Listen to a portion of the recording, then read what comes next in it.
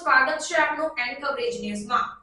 વડાપ્રધાન નરેન્દ્રભાઈ મોદીએ ઓખા મેઇનલેન્ડ અને બેટ દ્વારકા ટાપુને જોડતા સી બ્રિજ સુદર્શન સેતુનું કર્યું લોકાર્પણ।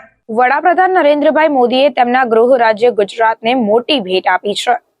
વડાપ્રધાન મોદીએ ઓખા મેઇનલેન્ડ અને બેટ દ્વારકા ટાપુને જોડતા સી બ્રિજ સુદર્શન સેતુનું લોકાર્પણ પણ કર્યું।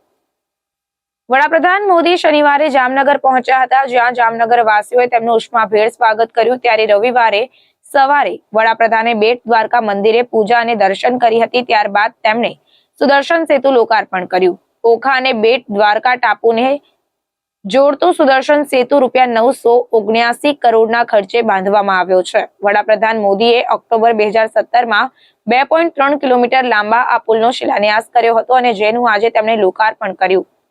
સુદર્શન સેતુ ભારતનો સૌથી લાંબો કેબલ સ્ટેડ બ્રિજ છે। 4 લેન બ્રિજની બંને સાઇડ પર 2.5 મીટરનો પેડેસ્ટ્રીયન કોરિડોર પણ બનાવવામાં આવ્યો છે, જેને આસ્થા સેતુ નામ આપવામાં આવ્યું છે।